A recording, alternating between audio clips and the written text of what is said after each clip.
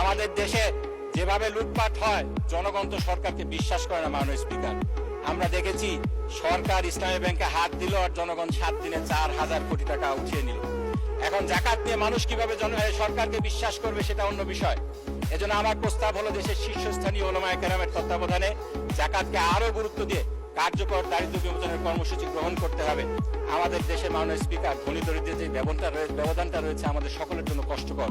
দেশের সম্পদের শীর্ষভাগ মুষ্টিমেয় মানুষের হাতে কুক্ষিগত হয়ে রয়েছে। 10% মানুষের হাতে রয়েছে 58% সম্পদ। 1% মানুষের হাতে রয়েছে 1/4 সম্পদ।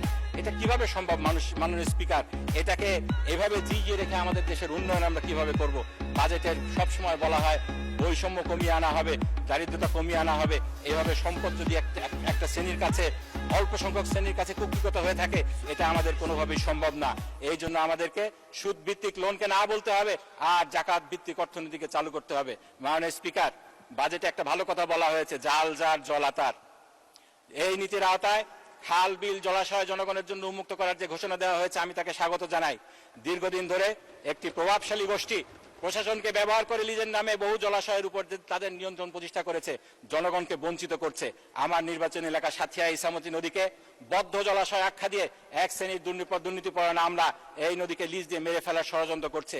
আমি যেটা দাবি জানাচ্ছি, নদী, খাল, বিল, জলাশয় এটাকে আইন করে এই ধরনের অপপ্রচেষ্টা বন্ধ করতে হবে। জাল যার জলাতার, এই নীতিকে আইনি ভিত্তি দিতে হবে।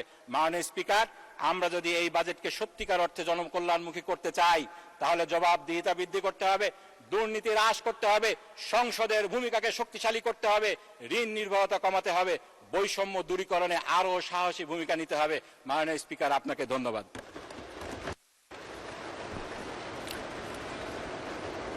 আপনাকে অসংখ্য ধন্যবাদ মাননীয় সদস্য।